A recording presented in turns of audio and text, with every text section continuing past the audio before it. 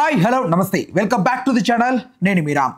Junior NTR గారు ఒకప్పట్లో ఎంత లావుగా ఎంత బొద్దుగా ఉండేవారో మనందరికీ తెలిసిందే. అయితే ఒక సర్టెన్ ఆఫ్ పీరియడ్ ఆ టైంలో ఆయన చాలా లీన్గా చాలా సన్నగా కనపడ్డారు. యమదొంగ అండ్ కంత్రి ఆ టైం పీరియడ్లో.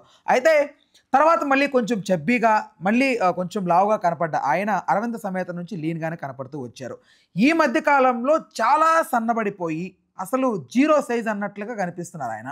అయితే ఇక్కడ చాలామంది వార్ 2 చిత్రానికి సంబంధించి ఇదంతా మేక్ ఓవర్ అని కొంతమంది అంటే కాదు, ఇందులో కష్టం కంటే కూడా ఒక ఇంజెక్షన్ తాలూకు ఎఫెక్ట్ వల్లే తగ్గాడు అని కొంతమంది మాట్లాడుతున్నారు. ఓవరాల్గా అసలు ఈ సబ్జెక్ట్కి సంబంధించి అసలు ఆ ఇంజెక్షన్ ఏంటి, నిజంగా అది వాడారా, అది స్టెరాయిడా ఏంటి అనే అంశం గురించి ఒక మంచి వివరణ, ఒక పూర్తి విశ్లేషణ సినీ మరియు రాజకీయ విశ్లేషకులు దాసరి విజ్ఞాన్ గారిని అడిగి తెలుసుకుందాం. అన్న నమస్తే. నమస్తే. అదేదో చెప్తే నేను ఎప్పటి నుంచో డైట్ చేసి తగ్గాలనుకుంటున్నాను, కుదిరితే నేను కొంచెం నేను ఎవరికి చెప్పుకోను. నేను ఎవరికి చెప్పుకోను. మరి తగ్గడానికి పనికొస్తుందని నా బాధ. అలాంటిది ఏదైనా ఉంటే అది ఏంటి, అసలు ఎన్టీఆర్ గారు కష్టపడే తగ్గుంటారు. ఎందుకంటే అరవింద్ సమేత టైంలో పాపం ఎంతో హార్డ్ వర్క్ చేసి ఆయన జిమ్లో స్పెండ్ చేసి తగ్గినది చూసాం మనం వీడియోస్ కూడా. అలాంటిది ఇట్లాంటిది ఒక స్టెరాయిడ్ వాడి తగ్గారనేది ఆ రూమర్ ఏంటి అసలు? ఫస్ట్ ఎన్టీఆర్ గురించి మాట్లాడుకునే ముందు ఈ రూమర్కి ఒక కన్క్లూజన్ ఇద్దాం.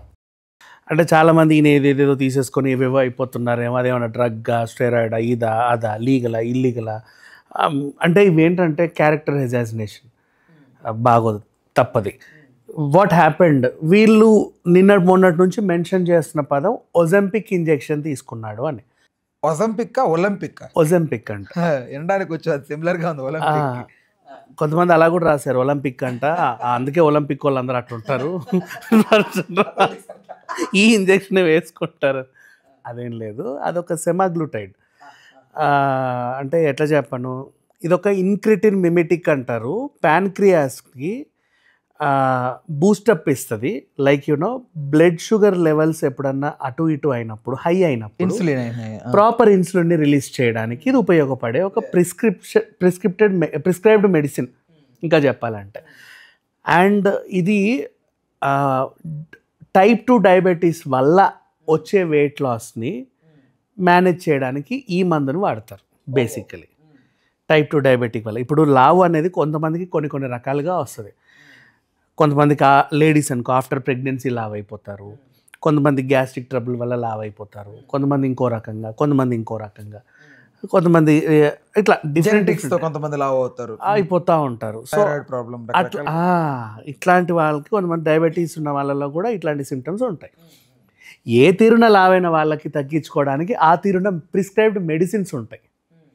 నువ్వు ఎట్లా చచ్చినా సరే నేను తగ్గిస్తా అనేవి ఏంటి, ఆ మిషన్లు ఏవో పెట్టేసి ఏదో చేస్తారు, అవి వేరే అనమాట.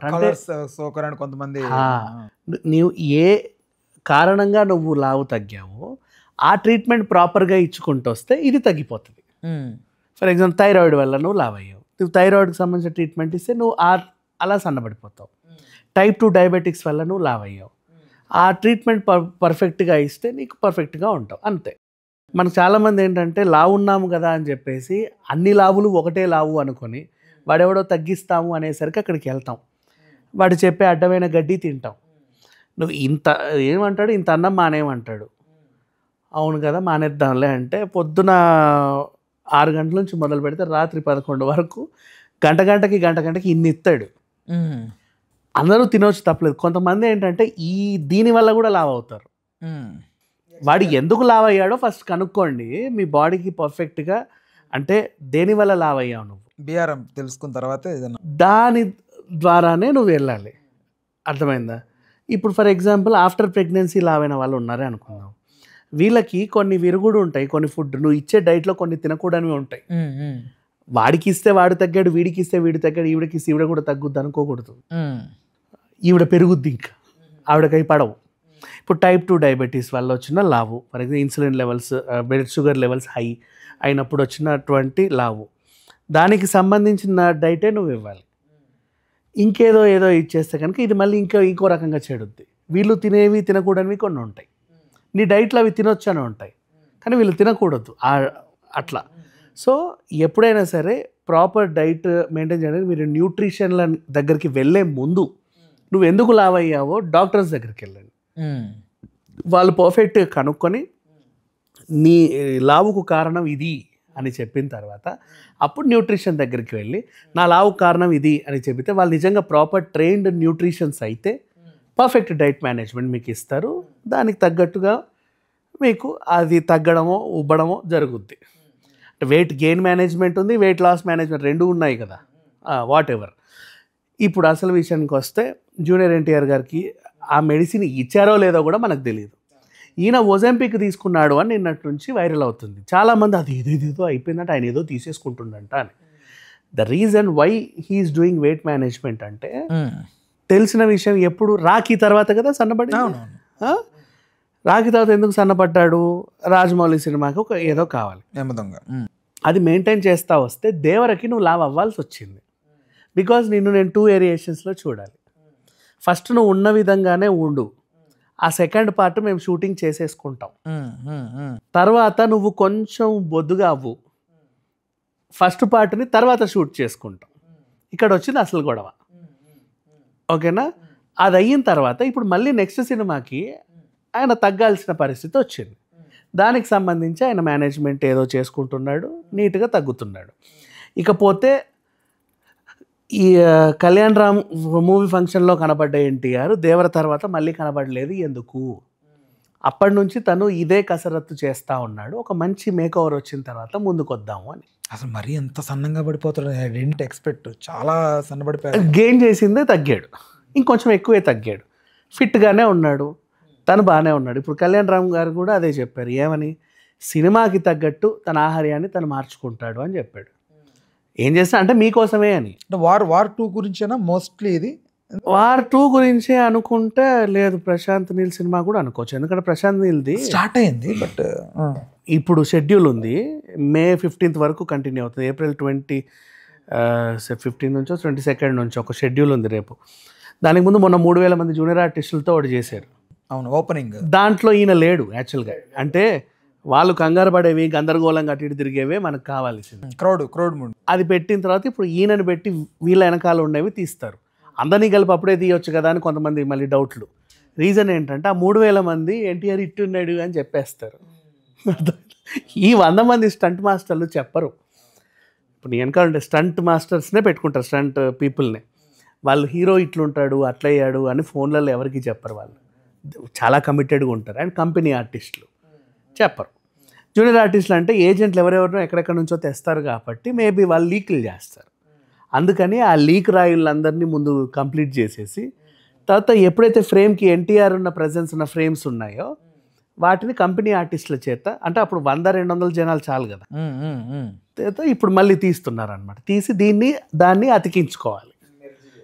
అది ఇప్పుడున్న ఈ షూట్కున్న ఇది ఇంటెన్షన్. ఈలోపు ఆయన 22nd లోపు తన ఆహార్యాన్ని మార్చుకున్నాడు. అంటే మార్చుకున్నాడు. ఇప్పుడు హీఈస్ రెడీ ఫర్ షూట్. ఓ వారం 10 రోజుల తర్వాత, వారం రోజుల తర్వాత, వారం ఏంటి నీ మొహం, రేపు ఎల్లుండే 22nd నుంచి. అయితే ఇక్కడ ఏంటంటే సడన్గా వాళ్ళు సన్న పడిపోయిన తర్వాత ఉన్న ఆ లుక్, ఆ చామ్ లుక్ ఎక్కడో మిస్ అయ్యి కొంచెం ఎక్కడో ఫేస్లో కొంచెం డల్నెస్ అది కనపడుతూ ఉంటుంది. లైక్ రవితేజతో ఒకసారి కిక్ 2 సినిమా కనపడితే, మహేష్ బాబుకి బిజినెస్ మ్యాన్ ఆ టైం తర్వాత, అండ్ 1 నేనొక్కనే టైంలో మనం గమనిస్తే సన్నపడ్డారు, ఓకే హ్యాపీ, బట్ ఆ ఫేస్లో డల్నెస్ కనిపిస్తుంది.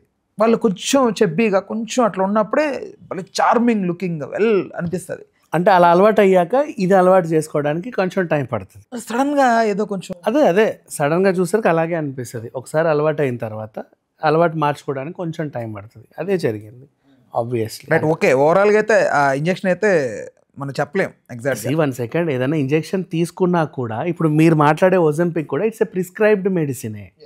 దాన్ని కూడా ఒక ట్రీట్మెంట్కి ఉపయోగిస్తారు. ఈవెన్ నాట్ ఓన్లీ దట్, కిడ్నీకి సంబంధించిన ఇష్యూస్ ఉన్నా ఈ సెమాగ్లూటైడ్ దానికి పనిచేస్తుంది.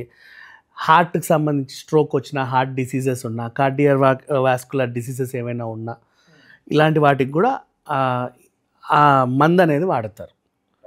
సో దానికి అది ప్రిస్క్రైబ్ మెడిసిన్. ఆయన ఏదో తీసుకోనో లేక ఇక్కడ ఫారిన్కి వెళ్ళో డ్రగ్ ఇంజెక్షన్ తీసుకొని సన్నబడలా. ఇంకా డ్రగ్ అన్నారు, ఏదో ఏదో డిసీజ్ అని కూడా, ఏదో ఇంకేమైనా ఆయనకి ఏదో రోగం వచ్చింది, అమ్మో అదొక రకంగా రాస్తూ ఉంటారు.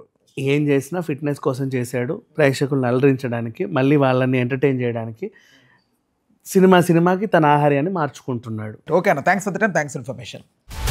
హలో, తెలుగు రాజ్యం ఛానల్ చూస్తున్నారా? సామాజిక రాజకీయ జీవన చిత్రణే తెలుగు రాజ్యం. అతిశయోక్తులు అసత్యాలు ఉండవు. రాజకీయ కోణం కాదు, ప్రజా కోణమే కొలబద్ద. తెలుగు రాజ్యం వీక్షణ మీ ఉత్తమ అభిరుచికి నిదర్శనం.